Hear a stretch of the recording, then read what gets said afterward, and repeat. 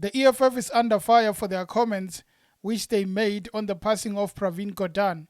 Two people, particularly from the ANC, Mavuso Msimang and Trevor Manuel, are the ones that called out the EFF for their comments on the passing of Pravin Gordhan.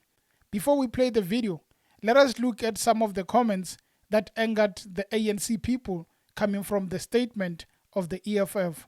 Some of the things that are contained in the EFF statement in relation to the passing of Pravin Gordhan read as follows. They are saying that we cannot mourn counter-progressive forces that stood against the potential of building a successful, sovereign country that serves its people.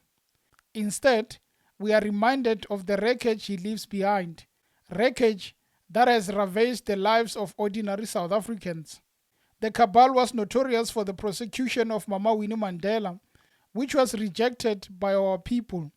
Later on, Gordhan also admitted to the formation of the notorious rogue unit within South African Revenue Services, which terrorized political rivals on behalf of white monopoly capital, and which Commander-in-Chief Julius Malema was a target of.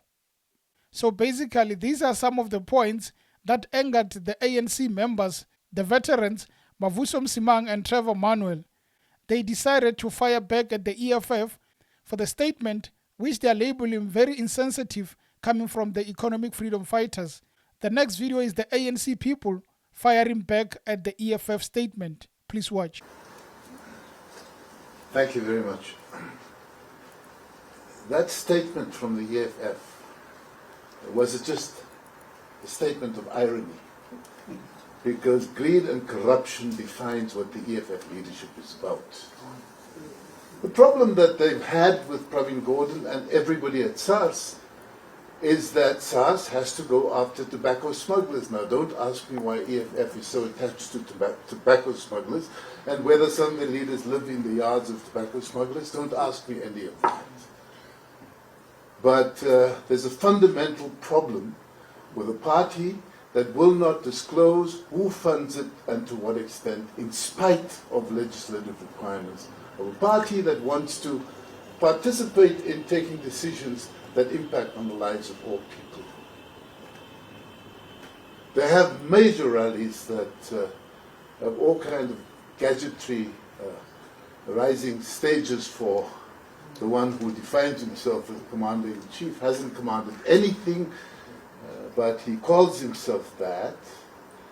And the problem for them was always that they were up against SARS. Now, anybody who knew Pravin, anybody who met Pravin, would be able to confirm that his life, his lifestyle, and in fact, the references that Priyasha read to the speech at the NIC is completely against every aspect of greed, corruption, and vanity. I think history will judge that issue.